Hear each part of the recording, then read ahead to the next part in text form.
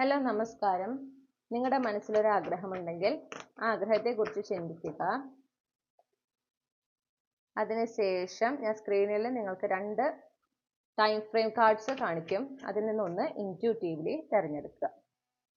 Okay, card 1, card 2. Card 1 ആണ് നിങ്ങൾ select ചെയ്തിട്ടുള്ളതെങ്കിൽ നിങ്ങൾക്കുള്ള guidance with newfound momentum the event accelerate as your actions align. അപ്പൊ നിങ്ങൾക്ക് ആഗ്രഹമുണ്ട്, ഓക്കെ, നിങ്ങൾ ആ കാര്യം നന്നായി ആഗ്രഹിക്കുന്നു, വേണമെങ്കിൽ വിഷ്വലൈസ് ചെയ്യുന്നുണ്ടായിരിക്കാം. പക്ഷെ അതിലേക്ക് എത്താൻ നിങ്ങൾ എന്ത് ആക്ഷൻസ് ആണ് എടുക്കുന്നത് എന്നുള്ളതാണ് ഇവിടുത്തെ ക്വസ്റ്റ്യൻ.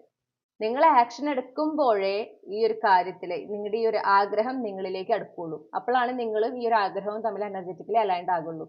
നിങ്ങൾ ആക്ഷൻ എടുത്തില്ലെങ്കിൽ നിങ്ങൾക്ക് അവിടെ ഡിലേ സംഭവിക്കും. അപ്പൊ ഇത് എത്ര പെട്ടെന്ന് സംഭവിക്കും അല്ലെങ്കിൽ എത്ര നേരം വൈകി സംഭവിക്കുന്നത് നിങ്ങൾ ആക്ഷൻസ് എടുക്കുന്നതിനനുസരിച്ചിട്ടാണ്.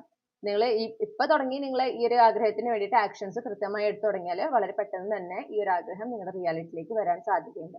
അതല്ല, നിങ്ങൾ കൺസിസ്റ്റന്റ് ആയിട്ട് ആക്ഷൻ എടുത്തില്ലെങ്കിൽ അതിൽ നിങ്ങൾക്ക് ഒരു ഡിലേ കാണാനും അല്ലെങ്കിൽ അനുഭവിക്കാനും സാധ്യതയുണ്ട്.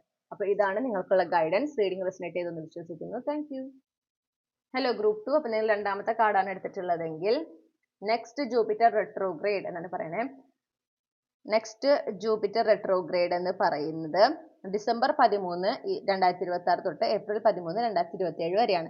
ഇപ്പൊ നമ്മൾ ഓൾറെഡി ഒരു ജൂപ്പിറ്റർ റെട്രോഗ്രേഡിലാണ് ഉള്ളത്. ഓക്കെ, അത് മാർച്ച് 11, 2026 വരെ ഉള്ളതാണ്. ഈ പറയുന്ന ഈ റെട്രോഗ്രേഡ് ലാസ്റ്റ് ചെയ്യുന്നത്.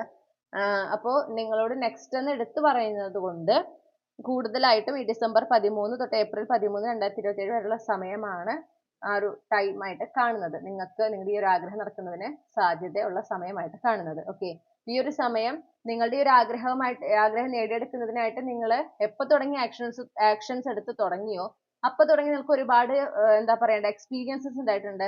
അതിൽ നിന്ന് നിങ്ങൾ പഠിച്ചിട്ടുള്ള പാഠങ്ങളുണ്ട് ഇല്ലേ, അതൊക്കെ ഒന്ന് റിഫ്ലക്ട് ചെയ്യാനാണ് യൂണിവേഴ്സ് ആവശ്യപ്പെടുന്നത്. ധൃതി വെക്കേണ്ട ആവശ്യമില്ല. ഓക്കെ, അത് ആ ഒരു ടൈമിൽ നടക്കും, കൃത്യമായ സമയത്ത് നടക്കും.